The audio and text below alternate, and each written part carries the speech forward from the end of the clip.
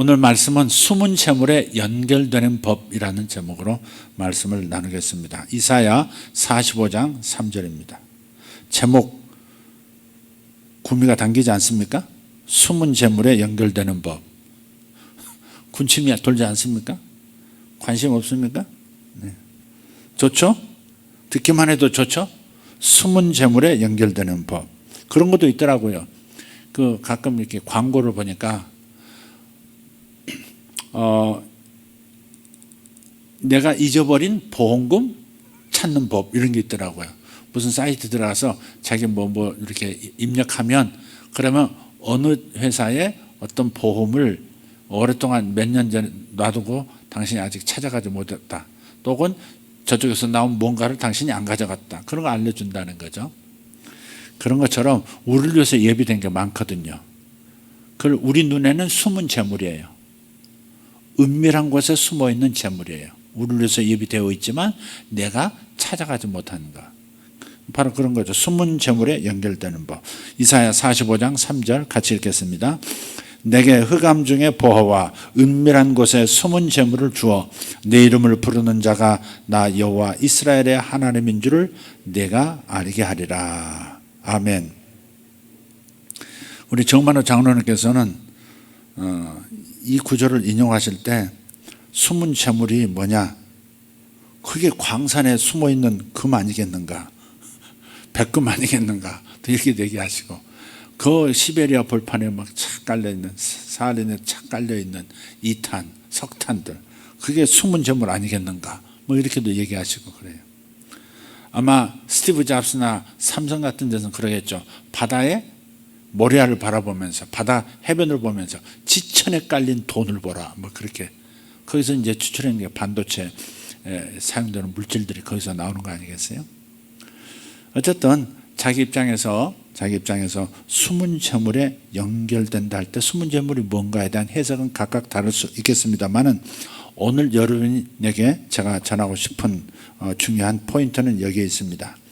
은밀한 곳에 숨은 재물에 연결되는 길은 씨를 뿌리는 시기에 달려있다 하는 겁니다. 씨를 뿌리는 시기와 관련이 있어요. 창세기 8장 22절을 킹 제임스 번역본으로 혹은 뉴 킹 제임스 번역본으로 보면 동일하게 이렇게 번역을 하고 있습니다. 다른 번역본들하고 달리 킹 제임스나 뉴 킹 제임스는 그 원문을 그대로 덧붙이거나 각색하거나 의역하거나 하지 않고 직역을 한 그대로 번역을 한 책으로서 유명한 것이 킹 제임스 혹은 뉴 킹 제임스입니다. 이렇게 말하고 있어요. 씨 뿌리는 시기와 추수는 그치지 아니하리라. 따라합시다. 씨 뿌리는 시기와 추수는 다시 씨 뿌리는 시기와 추수는 그치지 아니하리라. 아멘. 그것은 노아에게 하나님이 하신 말씀, 노아와 그의 가족들에게 홍수 후에 하신 말씀이에요. 궁극적으로는 홍수 이후에 모든 피조물들에게 하신 하나님의 장엄한 선언입니다. 참 이제 이 생명들을 번성시켜 나가는 그 하나님의 새로운 그 기름 부으심, 번성에 번성을 해서 땅을 가득히 메우는 그 어마어마한 하나님의 그림, 홍수로 완전히 지구 전체가 폐허가 됐는데 다시 재건하시는 그 마음, 그 그림을 가지고 하나님께서 모든 피조물을 향해서 선포하시는 거예요. 네. 씨 뿌리는 시기와 추수는 그치지 않을 것이다. 이 말은 이렇게 생각할 수 있어요. 내가 이 땅에 있는 동안에는 어떤 씨앗이든지 심을 때 그것으로부터 수확을 기대할 모든 권리가 내게 있다. 그런 뜻입니다. 그걸 알아차리라는 겁니다.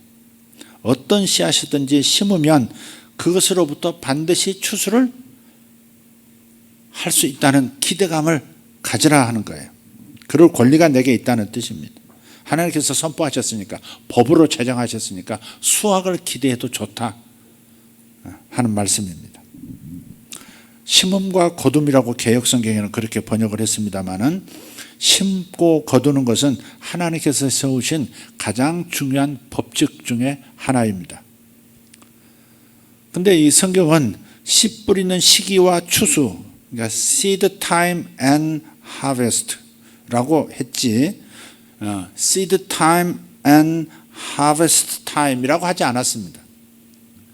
타임이 앞에는 붙었어요. 씨를 뿌리는 seed time and harvest, 앞은 타임이 붙었고 뒤는 안 붙었어요. 이렇게 표현하는 데는 이유가 있습니다. 농사 짓는 분들에게 한번 물어보세요. 여러 배로 거두고 지속적으로 거두는 추수를 위해서는 씨 뿌리는 시기가 가장 중요하다는 겁니다. 농사를 짓는 과정에서 가장 중요한 것은 씨를 뿌리는 그 파종하는 시기가 제일 중요해요. 평창에 상추를 심었거든요. 푸른 상추 또 붉은 상추 이렇게 다 심었어요.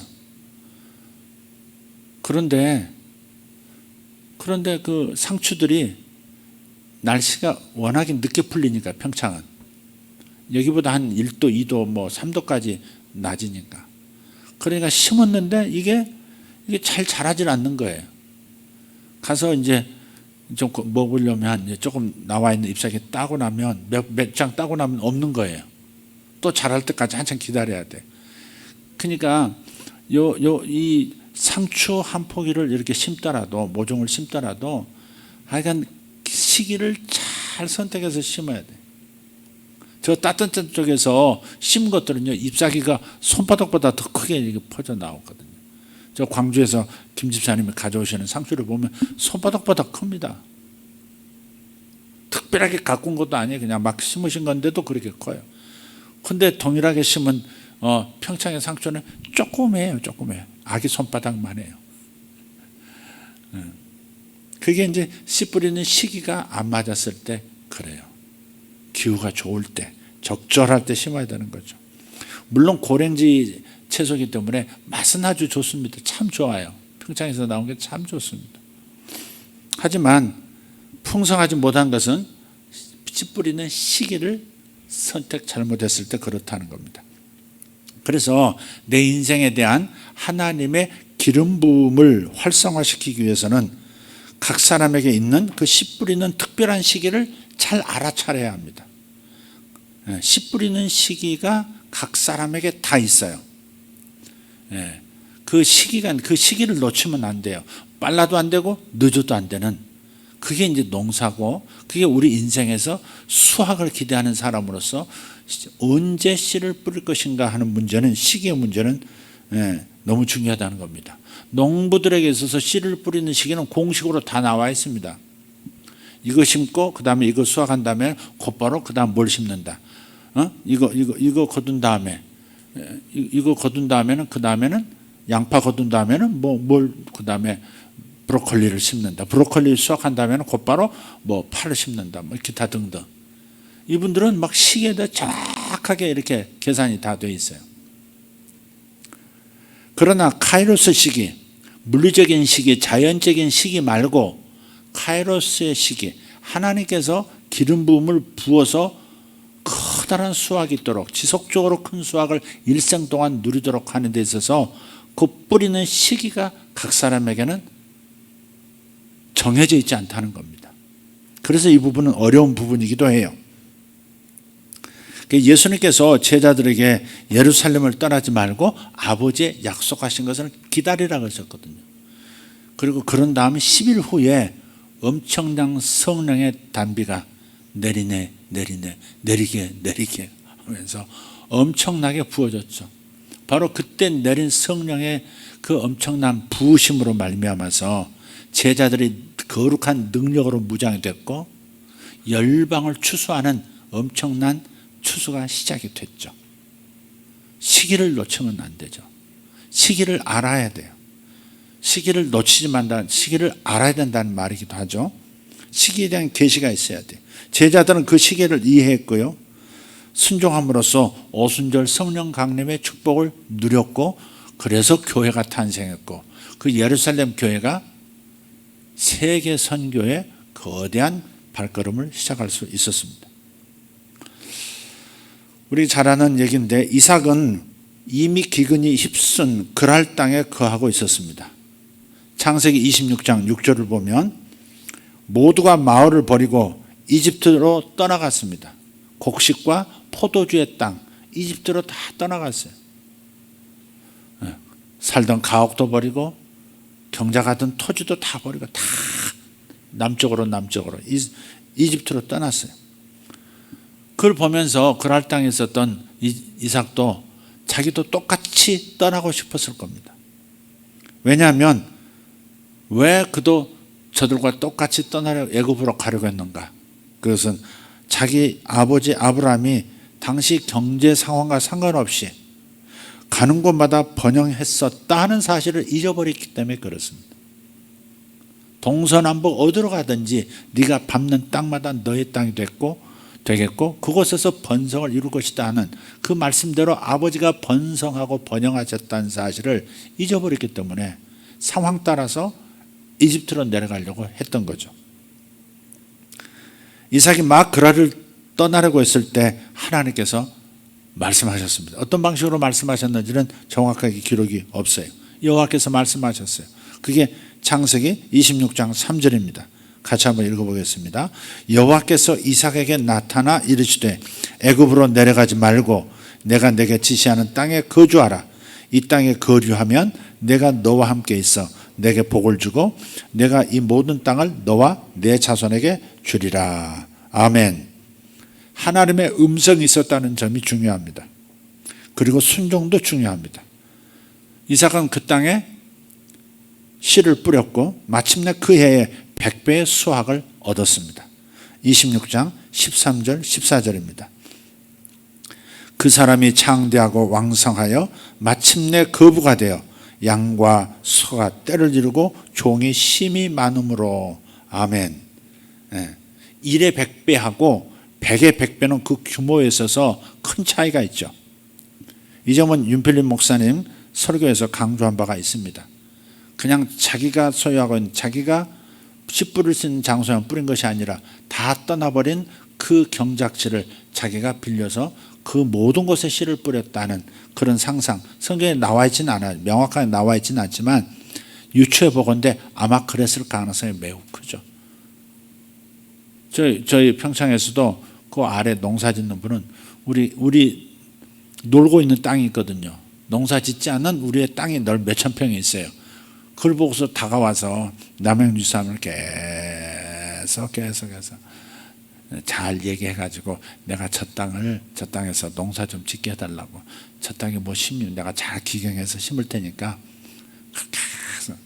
계속 꼬시는 겁니다. 근데 안 된다고 했어요. 그분을 아니까. 그러니까 농부의 입장에서 빈 땅이 있다고 하는 것은 굉장히 아까운 거예요. 저게 심기만 하면 거두는데 돈 버는데 뭐 이런 게 있단 말이에요. 아마 이삭도 남들이 버리고 간 땅을 그대로 놔두지 않았을 거예요. 어떤 방식으로든지 그 땅을 활용했고 나중에 좀 비용을 지불했을지는 몰라도 그로 인해서 100배나 거두었고 거부가 되었다. 거부가 되었다 그랬어요. 그냥 부자가 아니라 큰 부자가 되었다. 이렇게 말씀을 하고 있습니다. 이 설교에 대해서 목사님 다시 한번 들어보셔도 은혜가 될 것 같아요. 그래서 이삭은 씨 뿌리는 시기를 하나님으로부터 깨달았고요. 그래서 남은 평생 번영한 것입니다. 그러니까 바로 그때 이삭은 힘을 평생 살 수 있는 큰 힘을 얻은 거예요. 그런 게 참 중요해요. 다 때가 있다 그러잖아요. 돈 버는 것도 때가 있어 그런 말을 해요. 회사가 크는 것도 때가 있어 이런 말을 하고요. 그런데 그것은 작은 번성을 얘기하는 것이 아니라 평생을 누릴 수 있는 어떤 수확을 말하고 있는 거예요. 이삭은 그 시기를 알았고 그 시기에 정확하게 씨를 뿌렸고 그리고 거부가 된 것입니다. 그리고 평생 번영했어요. 이런 이야기는 고대 이스라엘의 한 여자의 삶에서도 나타납니다. 사르밧 도성이 비가 오지 않아서 심각한 기근에 처했습니다. 그때 그 사르밧에 있는 과부예요. 남편이 없어요. 한 가난한 과부가 도성 바깥으로 나가서 마지막 음식을 준비하려고 나뭇가지를 줍고 있었습니다. 그때 선지자 엘리야가 나타나서 과부에게 요청합니다. 내가 청하건대 하면서 말을 거는데 물 한 잔 좀 달라고. 처음에 물 달라고 합니다. 물은 이제 언제든지 퍼서 먹을 수 있는. 물 한 잔 달라고 합니다. 그래서 물 뜨러 가는데 뒤에다 대고 또 얘기합니다. 나한테 음식 좀 해서 먼저 나 좀 먹게 하라고. 열왕기상 17장에 나오는 이야기입니다. 청컨대 내 손에 떡 한 조각을 내게로 가져오라. 그랬더니 그 사르밧 과부가 말합니다. 그가 이르되 당신의 하나님 여호와께서 살아계심을 두고 맹세하노니 나는 떡이 없고 다만 통에 가루 한 움큼과 병에 기름 조금뿐이라. 아니 가루 한 움큼하고 병은 만들면 떡이 되는데 또 떡은 없고 가루만 있고 기름만 있다. 이게 또 하여간 안 뺏기려고 몸부림하는 그런 모습입니다. 내가 나뭇가지 둘을 주워다가 나와 내 아들을 위하여 음식을 만들어 먹고 그 후에는 죽으리라. 마지막 음식인데 이거 뺏어 먹을래? 뭐 그런 표현일 수도 있어요. 엘리야가 다시 말합니다. 그에게 이르되 두려워하지 말고 가서 내 말대로 하려니와 먼저 그것으로 나를 위하여 작은 떡 한 개를 만들어 내게로 가져오고 그 후에 너와 내 아들을 위하여 만들라. 이스라엘의 하나님 여호와의 말씀이 나 여호와가 비를 지면에 내리는 날까지 그 통에 가루가 떨어지지 아니하고 그 병에 기름이 없어지지 아니하리라 하셨느니라. 그가 가서 엘리야의 말대로 하였더니 그와 엘리야와 그의 식구가 여러 날 먹었으나 여호와께서 엘리야를 통하여 하신 말씀같이 통에 가루가 떨어지지 아니하고 병에 기름이 없어지지 아니하니라. 아멘. 이 사르밧 여인에게 씨 뿌리는 시기에 대한 계시가 임한 거예요. 사람을 통해서 하나님께서 말씀하신 거죠. 마지막 음식이라는 것을 눈치 못 챘을까? 그런데 그걸 달라고, 들었으면서도 그걸 달라고 얘기하는 겁니다. 씨 뿌리는 시기에 대한 계시가 그 여인에게 임한 거예요. 그런데 이 여인도 대단하죠. 어쨌든 그 씨앗을 심었을 때, 자신과 아들의 마지막 음식을 심었을 때 그녀는 남은 평생을 풍성하게 살았다는 사실입니다. 만약 그녀가 엘리야의 요청을 거절했다면 아마 그 여인은 씨 뿌리는 시기를 놓쳐서 굶어 죽었을 겁니다. 진짜 죽었을 겁니다. 이것이 바로 하나님께서 우리에게 약속하신 은밀한 곳에 숨은 재물에 연결되는 법입니다. 씨앗을 심는 시기를 알고 그 씨앗을 적절하게 심는 겁니다. 주님께서 마련하신 은혜를 경험하는 데에는 지나침이 없어요. 하나님의 은혜를 받는데 지나침이 없습니다. 성령이 내리셨는데 더 내리고 더 내리고 더 내리고 더 내리고 단비처럼 더 내리고 더 내리고 더 내리고 더 내리고 그런 갈망 가지고 사는 거 지나치지 않습니다. 고린도후서 8장 9절입니다. 같이 읽습니다. 우리 주 예수 그리스도의 은혜를 너희가 알거니와 부요하신 이로써 너희를 위하여 가난하게 되심은 그의 가난함으로 말미암아 너희를 부요하게 하려 하심이라. 아멘. 어떤 번역본을 보니까 아주 부요하신 이로써, 예수님은 아주 부요하신 분으로서 너희를 위하여 몹시 가난하게 되심은 그의 가난함으로 말미암아 너희를 아주 부요하게 하려 하심이라. 이렇게 강조하는 부사를 썼더라고요. 여러분 이런 말씀을 믿으십시오. 믿으십시오. 주님께서는 우리의 부요를 위하여 부요하신 그분께서 이 땅에 가난한 인간의 모습으로 그렇게 사신 겁니다. 주님께서 가난하셨다 이렇게 증명하기에는 주님은 항상 기적을 일으키셨기 때문에 풍성하셨죠. 그러나 하나님으로서 인간처럼 뭔가를 이렇게 제자들을 통해서 먹을 것을 구하셔야 했고 다른 성비는 여인들을 통해서 음식을 잡수셔야 했고 이런 걸 보면 정말로 가난하게 되신 거예요. 부유하신 우주 전체가 당신의 재산이신데 그분께서 작은 행성에 오셔서 이곳에서 그런 모습으로 사셨다는 것은 엄청나게 자신을 낮추시고 가난하게 되신 겁니다. 그야말로 하나님에게는 저주와 같습니다. 그런데 하나님께서 그런 가난의 저주를 당신 몸으로 감당하신 것은 그분을 믿는 우리로 하여금 부유하게 하려고 거룩한, 막교한, 의를 우리에게 주시고 죄를 그분이 가져가셨듯이 우리의 가난을 가져가시고 그분의 부요를 우리에게 부으셨다는 거죠. 이것을 믿으라 하는 겁니다. 믿음은 씨앗과도 같아요. 믿음은 씨앗과도 같습니다. 믿음은 그래서 씨앗을 심어서 풍성하게 자라서 이렇게 수확하는 것처럼 믿음도 씨앗과 같기 때문에 표현되어야 합니다. 여기서만 믿지 말고 믿음을 표현하면 믿음은 더 강해지고 믿음은 빨리 물질계 형상화를 이루게 되는 거예요. 믿음을 표현해 보세요. 믿음을 표현해 보세요. 어떤 분에게는 하나님께서 기도를 심으라 그렇게 말씀하실 수 있어요. 씨앗을 심을 시기라는 하나님의 지시에 즉각 반응하도록 자신을 훈련하셔야 합니다. 우리가 남은 숙제는 뭐냐? 하나님께서 이 씨앗을 심을 때라고 감동을 주실 때 그대로 순종할 수 있는 그 훈련을 하셔야 돼요.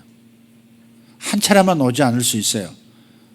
여러 차례 반복해서 올 수도 있고 크게 올 수도 있고 작게 미미하게 눈치채지 못할 만큼 미미하게 올 수도 있어요. 기도를 심으라 하실 때에는 기도하시면 됩니다. 야베스의 기도를 한번 보세요. 야베스의 기도에 응답하시고 응답하셨다는 그것을 성경에 기록하게 하신 이유가 있습니다. 중요하다는 거죠. 야베스처럼 구하면 너희들도 이런 삶을 살 수 있어. 응답받을 수 있어. 허락받을 수 있어. 그런 거예요. 역대상 4장 10절입니다. 시작. 야베스가 이스라엘 하나님께 아뢰어 이르되 주께서 내게 복을 주시려거든 나의 지역을 넓히시고 주의 손으로 나를 도우사 나로 환난을 벗어나 내게 근심이 없게 하옵소서 하였더니 하나님이 그가 구하는 것을 허락하셨더라. 아멘. 기도에도 아주 큰 기도를 했어요. 제게 복을 주시려거든. 개역성경에는 복에 복을 더하사 그렇게 되어 있어요. 복을 주시려거든 지경을 넓혀주세요. 나의 지역을 넓혀주세요. 내 회사의 지경을 넓혀주세요. 내 사업의 지경을 넓혀주세요. 내 자식의 지경을 넓혀주세요. 할렐루야. 내 영성의 지경을 넓혀주세요. 네, 그렇게 하는 겁니다. 주의 손으로 나를 도우사 나로 환난을 벗어나 내게 근심이 없게 하옵소서. 이것도 참 중요하죠. 환난을 벗어나서 근심 없는 인생이 되게 해달라고. 내 평생 살아있는 동안에 근심이 느닷없이 찾아오는 일, 그런 일 따위는 없게 해 주십시오. 기도했더니 그대로 되었더라. 여러분 당신 자신의 힘으로만 움직이려고 하시면 안 돼요. 머리를 써도 내 머리로만 기도한다고는 하지만은 거의 내가 생각하는 거야. 주여 도와주세요. 그런 마음 가지고 그냥 계속 생각만 하는 거예요. 그리고 내가 움직이고 내가 사람 만나 그러는데 먼저 충분히 기도하는 것도 참 중요한 거예요. 충분히 기도의 씨앗을 심으면 수확이 적지 않습니다. 꼭 만날 사람 만나고 불필요한 손해 없게 만드시고 다 해주시는 거예요.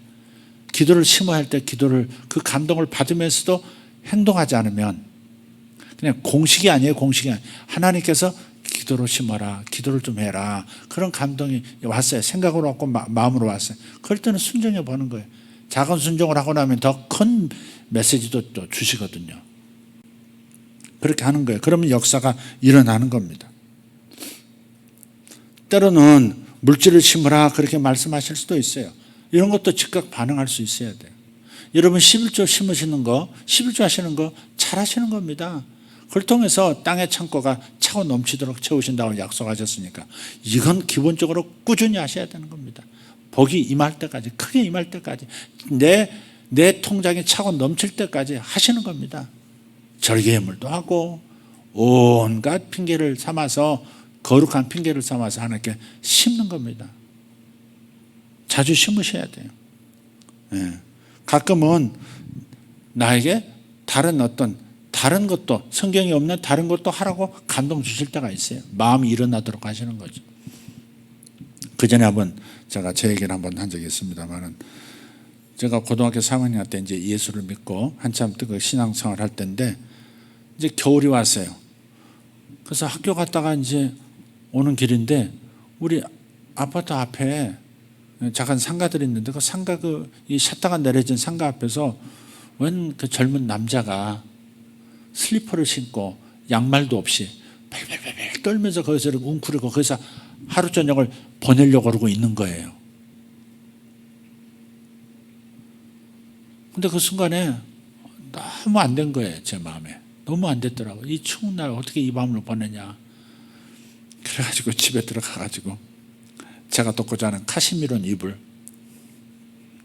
그거 뚫뚫 말고 내 신발 하나 운동 하나 또 얼른 해가지고 카시미론 끼워가지고 조용히 집안 식구 안 깨게 조용히 깨나면 너 어디 가냐 또 묻고 이걸 설명하자니 또 그렇고 야 예수 믿더니 너 이거 뭐 하는 짓이냐 너 이렇게 또 잘난 척하냐 뭐 이런 소리 혹시라도 그럴까 봐 그냥 뭐 그러진 않으시겠지만은 그냥 그걸 또 말아가지고 조용히 앞으로 다시 내려가지고 그 사람한테 가서 줬어요. 이거 신발 신으라고 이거 덮고 이 밤 세우라고 집에 들어오라고는 못하고 그럴 만한 공간도 없고 제가 가끔 그런 생각을 해요. 그 일이 제가 한 일이니까 제가 생각해도 어린 나이에 좀 뭐 잘했다 싶은 그런 기억인가 봐요. 저희가 집을 잃어버릴 때가 있었는데 참 고마운 분의 손길로 저희들이 다시 전세를 들어가 살 수 있는 돈을 받은 적도 있어요. 지금도 좋은 집에서 넓은 집에서 살아요. 좋은 옷도 입고 따뜻하게 겨울에는 보내고 여름에 시원하게 보낼 수 있어요. 어떨 때 감사하다 보면 이걸 감사하면 꼭 그 일이 생각이 나요. 내가 했던 그 기억 때문에 그런지 꼭 연결이 자연스럽게 되는 거예요. 그때 그 추운 날 그 사람이 발발 떨고 밤을 보내할 때 그럴 때 내가 무슨 생각을 했는지 내가 덮는 그 카시미를 내가 덮는 유일한 이불인데 그거 말아서 신발과 함께 그 사람이 갖다 줬다 하는 거 아, 참 잘했다. 그래서 내게 이런 좋은 복을 주시는가 싶은 연결 그런 생각이 자연스럽게 일어나더라 하는 거죠. 그랬을 수도 있고 아닐 수도 있지만 그러나 분명한 것은 하나님께서 나에게 복을 주시는 거 못지않게 내가 심을 수 있는 그러한 감동도 주시더라. 그 때를 놓치면 에이 저 사람 그래도 뭐 살긴 살겠지. 저 동정심 얻으려고 저 일부러 저 양말도 안 신고 저기 벌벌 슬리퍼 신고 달달달 내가 지나가다가 떨었을까 이렇게 생각할 수 있어요. 인간적으로. 그러나 그렇게 생각하지 않고 너무 안 됐다는 마음으로 그렇게 행동했다고 하는 거 그것도 성령의 감동 아니었겠어요? 그러니까 내가 먹고 입고 거주할 집을 걱정할 일은 없다 하는 생각을 그때 그 생각을 하면 하나님께서 챙겨주실 거다는 확신이 그럴 때도 와요. 그러니까 여러분도 일상에서 살 때 어떤 감동을 주시면 그렇게 움직여 보세요. 아시겠죠? 우리 감상 우리 사역자들 우리 임필림 목사입니다. 이근재 목사입니다. 조건사입니다. 가만히 보면 그다 이제 교회에서 사례비를 받고 이제 생활하시는 분들인데 뻔하죠 이제. 담임 목사보다 훨씬 적게 받으시니까. 그러니까 뻔할 텐데 어떨 때는 과하다 싶은 그런 어떤 사랑을 나한테 보여줄 때가 있어요. 이근재 목사님 내가 뭔가 이게 필요한가 참 보니까 그 아이패드를 하나 그것도 상당히 그 100만 원 가까울 텐데 그걸 사가지고 나한테 선물했을 때 이건 내가 어쩔 줄 모르겠더라고요. 어떨 짜증이 났어요 사실은. 순간적으로 고마우면서도 그 마음이 고마워 짜증이 나는 아니 없는 살림을 그 이걸 해서 부담을 주는 거야. 이걸 가지고 왜 이걸 걸 사가지고 와. 뭐 이런 그러나 뭐 내가 경험했던 그 내 인생의 그 과정들을 보면서 씨를 심을 때가 있다 하는 것을 생각하면 저렇게 감동을 주신 것도 하나님이실 텐데 그래 하나님께 받으시고 훗날에 무엇으로 저 가정에 갚으실까 하는 생각을 해요. 윤 목사님도 때만 되면 뭐 생일도 챙기고 어떨 때는 새로운 뭐 사업 시작하면 먼저 와서 저한테 개인적으로 또 이렇게 뇌물도 주고 그리고 꼭 축복은 받고 가요. 그래서 막 기도해 준다 그러면 그냥 그 안방이고 길 가고 어디고 가는 그냥 그 바람 무릎을 꿇습니다. 그 땅바닥에서도 그냥 오바는 그냥. 근데 그걸 보면 근데 그게 처음에 오바인 줄 알았는데 항상 그러더라고요. 항상 그냥 앉아서 기도 받다 그래도 아닙니다 하면서 막 그래서 막 대선지자 앞에서 막 기도 받는 구약의 성도들처럼 납작 엎드리고 저런 것들도 사실은 제종으로서 정말 잘 선택하는 일이다 하는 거죠. 저하고 연결시킬 필요 없이 그건 참 중요한 자세다 하는 거죠. 근데 그럴 때 하나님께서 일하실 것이다 하는 그런 감동을 받아요. 우리 성도들도 마찬가지예요. 어떤 분들은 자기 수입 1%를 저한테 좀 건네주시는 분도 있고 그래요. 많은 사랑을 저한테 보내주시죠. 그러나 저는 마음에 주님께 드리는 예물입니다 라고 그렇게 돌리죠. 그러나 그들의 인생은 어떤 보장이 있다고 저는 믿습니다. 주님께서 물질을 심으라 감동하시면 그렇게 하는 거예요. 하면 역사가 일어나요. 자기 멘토에게 그렇게 감동을 주시면 하는 거, 그것도 굉장히 중요한 일이죠. 김영선 집사님을 자주 얘기하게 되는데 그분이 그렇게 잘 심는 거 보면, 저번에 오셔서 가보신 분 아까 장로님도 보셨을 거예요.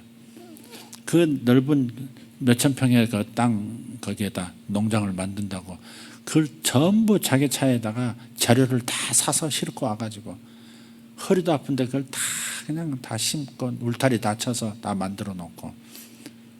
근데 그분 우리는 감사를 하고 참 죄송하기도 하지만은 그분은 하나님한테 잘 보이려고 그런다. 하나님께 심는다는 거죠. 자기한테 마음을 주셨으니까 그냥 받으라는 거예요. 전번에 동백나무 둘을, 그래서 하나는 자기 거, 하나는 정만호 장로님 해가지고 가져오죠. 정만호 장로님이 이제 동백나무 하나, 우리 이 손녀가 동백나무 태몽이었기 때문에 동백나무를 하나 구해달라고.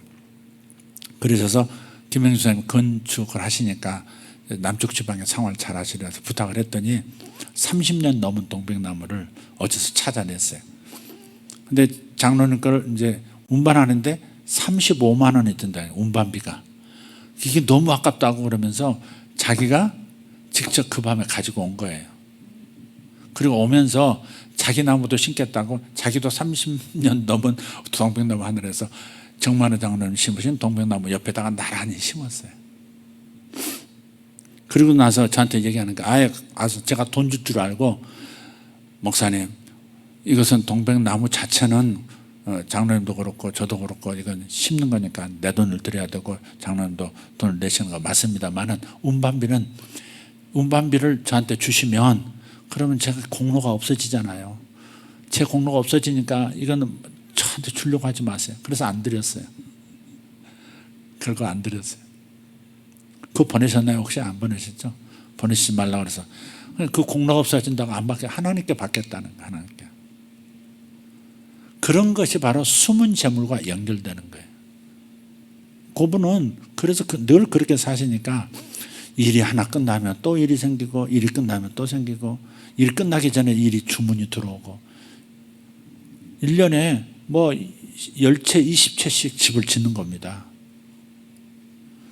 얼마 남는가를 저한테 얘기하셨는데 그건 영업상 비밀이기 때문에 자세히 얘기할 수는 없습니다. 1,000만 원에서 7천만 원씩 남는다는데, 야, 근데 그분 하는 걸 보면 계속 그렇게 바뀌었더라고요. 그렇게 계속 섬기고 심고, 성령의 감동을 따라서 심을 시기야 할 때 많이 심는 거예요. 그게 아까우면 안 돼. 아까워하면 그건 끝납니다. 그건 나하고 내 자식 먹을 건데 이걸 달라고 하더니 나쁜 놈하고서 이렇게 네가 주의 종이냐 그러면서 선지자에게 삿대질하고 욕을 했다면 그걸로 끝입니다. 굶어 죽는 겁니다. 그게. 그래서 우리가 기도로 심든 몸으로 심든 물질로 심든 뭘로 시간으로 심든 심으라는 감동을 주시거든, 주님의 음성이 들리거든 빨리 순종하는 게 좋아요. 그게 바로 내 눈에는 안 보였던 재물로 연결이 되는 겁니다. 지금 여러분에게 내가 생각지도 못했던 연결이 일어나고 있다면 그건 하나님께서 여러분이 심으라 할 때 심었기 때문에 일어나는 겁니다. 그게. 어떤 사람은 그런 일이 없는데 주시는 것은 그저 은혜가 뭔지를 가르치시라 합니까? 그러나 언제까지 그렇게만 하시진 않아요. 너도 심고 거두는 것을 좀 배워라 하면서 심는 시기를 통해서 더 큰 규모의 수확이 지속적으로 일어나도록 우리 삶에 역사하시려고 하실 거예요. 무엇보다도 숨은 재물 중에 숨은 재물은 뭐냐? 그것은 임마누엘입니다. 하나님이 나와 함께 하신다. 왜 임마누엘이라고 하셨을까? 임마누엘이라고 하는 단어, 이 말씀 안에는 이런 뜻이 있어요. 주님께서 모든 상황 속에서 나하고 교류하고 싶어 하신다, 그 말입니다. 왜 항상 함께 하신다고 말씀하시는 거예요? 모든 상황 속에서 하나님께서 나와 소통하고 싶어, 교통하고 싶어 하신다 하는 것을 가리키는 거예요. 임마누엘 자체가. 하나님이 나와 함께 하신다, 할렐루야, 이거로 끝나는 게 아니라 왜 항상 함께 하시느냐? 그것은 모든, 내가 살아가는 모든 일상, 모든 상황들 속에서 좋은 일이든 나쁜 일이든 그것을 통해서 나하고 연결되기를 원하시는 마음이 임마누엘에 담겨 있는 거예요. 우리의 뇌는요, 여러 가지 불쾌한 그 감정들을 많이 이렇게 만들어냅니다. 슬픔이라든지 분노라든지 두려움이라든지 수치심이라든지 절망이라든지 혐오감이라든지 6대 불쾌한 감정인데, 이런 감정이 생기고 또 고통스러운 상황이 밀려와도 그때 바로 임마누엘이시는 그 하나님을 의식하고 감사함으로 나가기 시작하면 거의 즉시 내 생각 속에 하나님과 좋은 관계로 돌아가는 길이 열려요. 그래서 임마누엘 하나님을 경험하고 임마누엘 하나님을 늘 체험하는 삶을 살려면 감사함으로 그분에게 나갈 훈련을 하셔야 돼요. 모든 일에 감사함으로 일단 반응하겠다 하는 결심을 하시고 그것을 꾸준히 훈련하셔야 돼요. 우리 뇌는 늘 변한다는 그런 유연성이 있어서, 그래서 과거에 만들어 놨던 악한 습관도, 나쁜 습관도 우리가 반복해서 좋은 습관을 반복해서 갖게 되면 내 뇌도 바뀌고, 그래서 언제나 불쾌하게 반응하고 부정적으로 생각하고, 그 다음에 자꾸 이제 불안이라든 미래에 대해서 어두운 그림을 가지고 있었던 사람들도 반응이 이제는 긍정적으로 나오는 거예요. 자꾸 훈련하면 반사적으로 감사하게 되고 좋은 일로 바뀔 것이라는 확신 속에 서게 되고 복음 안에서 반응할 수 있는 그러한 습관도 자리 잡는 겁니다. 숨은 재물 중에 숨은 재물은 바로 하나님과 모든 상황에서 연결되는 거예요.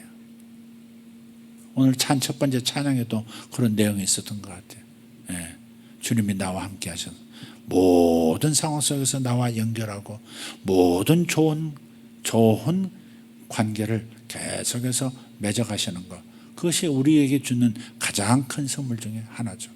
여러분, 일터에서 모든 일을 통해서, 그야말로 온라인 모든 일을 통해서 모든 경우에 하나님과 통할 수 있다는 거예요. 제 기분이 이렇게 썩 이렇게 기쁨이라든지 만족할 만한 상태가 아닐 때 저는 찾아요. 일단 뭘 가지고 하나님께서 나를 기쁨으로 자극할 것인가를 찾아요. 그 중에 가장 좋은 게 성도들이에요. 성도들. 누군가를 생각하면, 누군가가 예배하는 모습을 보면 마음이 다시 막 살아나요. 막 기쁘고, 어떻게 내가 저 사람을 알게 됐지? 어떻게 저 사람이 어떻게 나에게 은혜를 받고 같이 함께 일상살게 됐지? 그래, 그와 엮어진 얘기가 이런 얘기 저런 얘기 저런 얘기 이런 얘기, 이런 사람 저런 사람 있었지 하면 기분이 좋아지고 막 기쁨이 넘쳐나기 시작하고 하나님과 또 다시 연결이 되죠. 그래서 여러분, 하나님은 모든 사람, 모든 사물, 모든 상황을 통해서 연결되고 싶어 하신다. 그게 바로 우리에게 주고 싶어 하시는 숨은 재물 중에 최고의 재물이다, 그렇게 생각하시고 생각만 바꾸면 언제든지 하나님과 연결되는 좋은 경험을 하게 되는 겁니다. 여러분, 숨은 재물에 연결되는 법에 대해서 오늘 말씀을 나눴습니다. 특별히 영성에서부터 시작해서 또 친밀한 관계, 그리고 재물에 이르기까지, 부요함에 이르기까지 각종 여러 가지 상황들을 말씀을 드렸습니다. 여러분은 무엇이 다 하셨습니까? 무엇이 닿았든 그것을 꼭 붙드시길 바랍니다. 그리고 그것을 통해서 내가 하나님과 연결돼야 되지. 그것을 통해서 내가 숨은 재물에 연결돼야 되지. 은밀한 곳에 숨어있는 재물이 있습니다. 여러분 눈에는 지금 보이지 않습니다. 아직 보이지 않습니다. 그러나 힘을 하실 때 반응만 하시면 숨은 재물이 드러나기 시작할 겁니다. 영적 재물이 됐든 물질적 재물이 됐든 드러나기 시작할 겁니다. 좋은 사람이라는 재물도 드러날 겁니다. 믿습니까? 일어나십시다. 내게 흑암 중에 보아와 은밀한 곳에 숨은 재물을 주어 내 이름을 부르는 자가 나 여호와 이스라엘의 하나님인 줄을 내가 알게 하리라. 아멘. 우리의 목표는 우리가 부자가 되고 부유하게 되는 것, 그 목표는 뭐예요?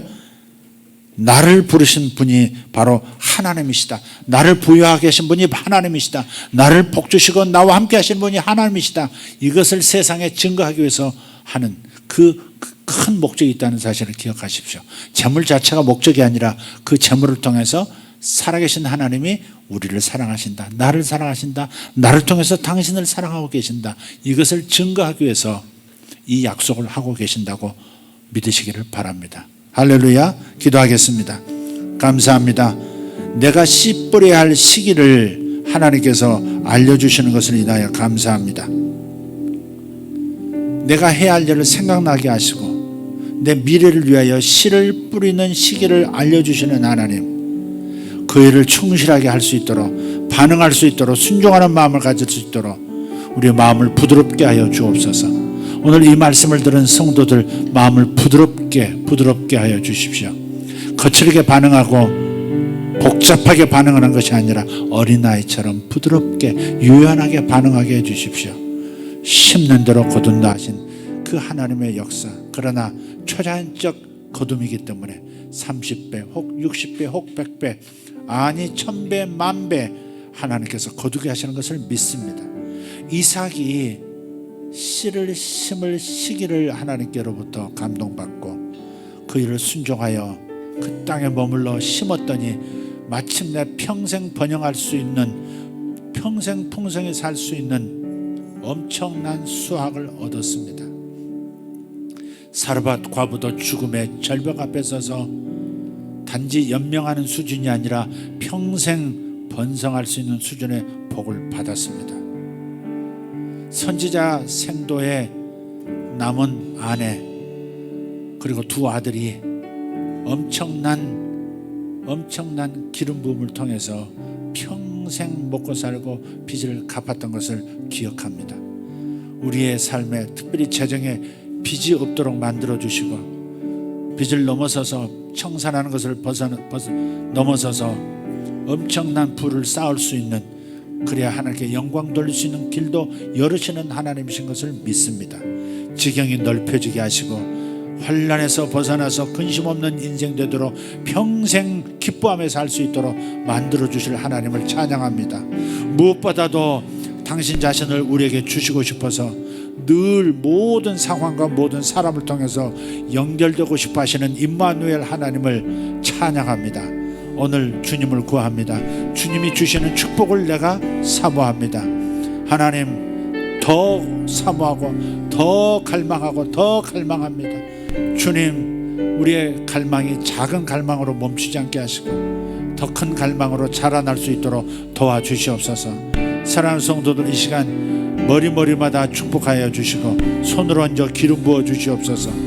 하나님, 이삭을 지파에게 내리신 그 지혜, 시기를 아는 지혜, 씨뿌를 아는 지혜, 씨뿌를 시기를 눈치채는 지혜를 저들에게 지금 기름 부어 주시옵소서. 감각을 주시옵소서. 예민하게 센서를 개발시켜 주시옵소서. 순종하는 부드러운 마음도 지금 이 시간 주시옵소서. 예수 이름으로 축복합니다. 아멘. 주여 삼창하고 기도하겠습니다. 주여, 주여, 주여. 감사합니다. 우리 하나님 찬양합니다. 할렐루야, 할렐루야, 할렐루야, 할렐루야. 기도하는 이들에게 혀가 자주 덧나는 병, 혀에 자주 생기는 질병들 떠나게 하리라. 기도하는 무리의 혀를 만져 내가 다 치료하리라 말씀하십니다. 주여 감사합니다. 우리 하나님 찬양합니다.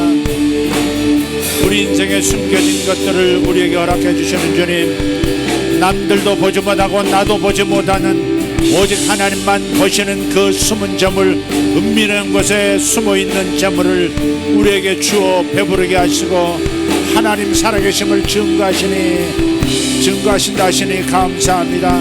이 말씀이 저들의 말씀, 저의 말씀이 되게 하여 주시옵소서. 할렐루야. 주님 감사합니다. 우리 안에 찬양합니다. 성도들을 축복합니다. 은밀한 곳에 있는 보물과 보화와 숨은 재물을 우리에게 주신다 하신 말씀을 이루시옵소서. 레베레 티베리 코르덴 야르도스 마셀람바라티 아라바스 메리가리온도로스 바살란제로 두베리 컨노로스 반살트 오라 템베라 카리안도로스 마솔롬바라테메 로바라티아라반 샤르칼렌다라스 바란다라티아라바스 론다라티아라반 조르가발란 샤르갈라티아라바텐다라스 론다라티아라바스 안나라가리안도로스 바르단야르다스. 아멘. 씨앗을 뿌리라, 씨앗을 뿌리라. 주님 감사합니다.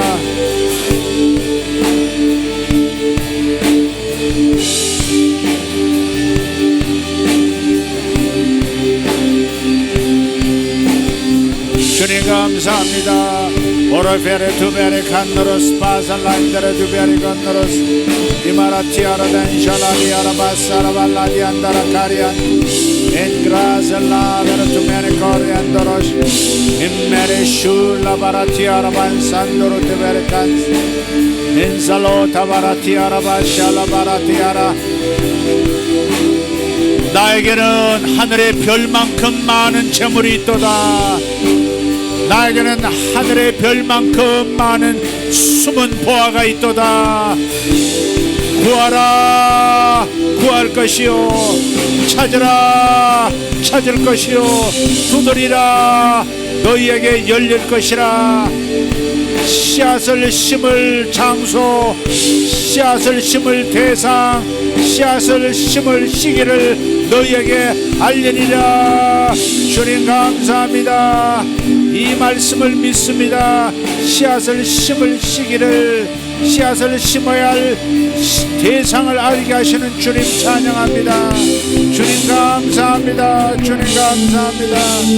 할렐루야. 오르벨라 베레벤 노르가레소 오르발라티에 메르카리아 할렐루야. 아멘. 아멘. 할렐루야.